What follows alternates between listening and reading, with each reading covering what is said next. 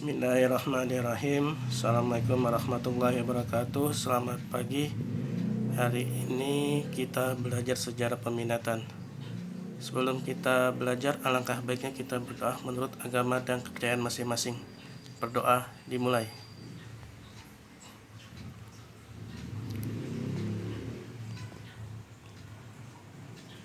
Berdoa selesai. Hari ini kita belajar tentang respon internasional terhadap proklamasi kemerdekaan Indonesia.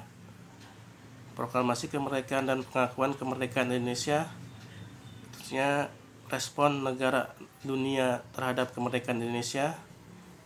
Sini lagi arti penting proklamasi bagi bangsa Indonesia, pentingnya pengakuan kemerdekaan oleh negara lain, negara-negara yang mendukung proklamasi kemerdekaan Indonesia, dukungan PBB terhadap kemerdekaan Indonesia, sikap Belanda terhadap kemerdekaan Indonesia. Di sini arti penting proklamasi. Kita tahu proklamasi kita merdeka tanggal 17 Agustus 1945 yang dibacakan oleh Presiden Soekarno. Terus arti proklamasi bagi bangsa Indonesia antara lain merupakan puncak bangsa Indonesia untuk mencapai kemerdekaan. Dengan proklamasi bangsa Indonesia mendapat kebebasan untuk menentukan nasibnya sendiri sebagai bangsa yang berdaulat. 3. Merupakan jembatan emas untuk menuju masyarakat yang adil dan makmur, sumber hukum pembentukan negara kesatuan Republik Indonesia, alat untuk mencapai tujuan negara dan cita-cita bangsa Indonesia, lahir negara kesatuan Republik Indonesia, terakhir titik tolak pelaksanaan amanat rakyat dan puncak perjuangan pergerakan kemerdekaan. Dan sini pentingnya pengakuan kemerdekaan Indonesia oleh negara lain. Apakah kita pada tanggal 17 Agustus 1945 sudah dikatakan merdeka? Bagi Indonesia, negara Indonesia sudah merdeka, tapi untuk proklamasi kemerdekaan belum diakui dunia internasional. Di sini syarat terbentuknya suatu negara ada dua, yaitu unsur konstitutif dan unsur deklaratif. Unsur konstitutif yaitu melalui wilayah, dan unsur deklaratif pengakuan dari negara lain yaitu dengan de facto dan de jure. Terusnya, untuk dapat benar-benar terbebas dari penjajah kemerdekaan menjadi sebuah negara, Indonesia harus memenuhi dua unsur, yaitu unsur konstitutif dan unsur deklaratif.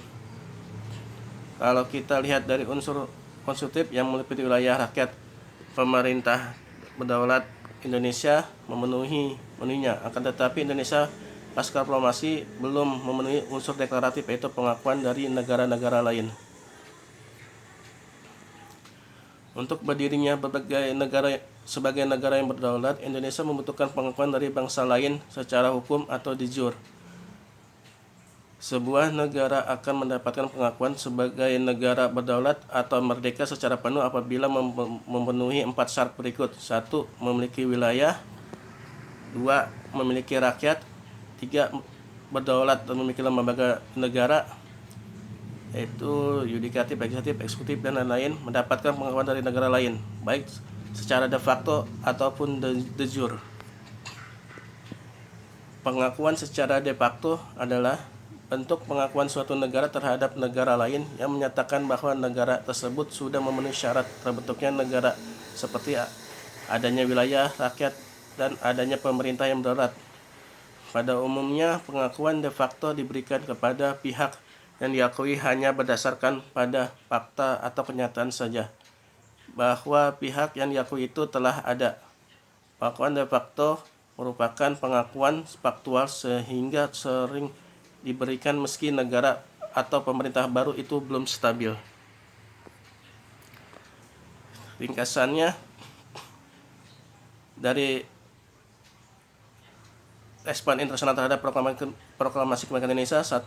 Pengakuan dan dukungan dunia internasional atas kemerdekaan bangsa Indonesia merupakan penguat yang perkokoh tegak Indonesia sebagai negara yang berdaulat.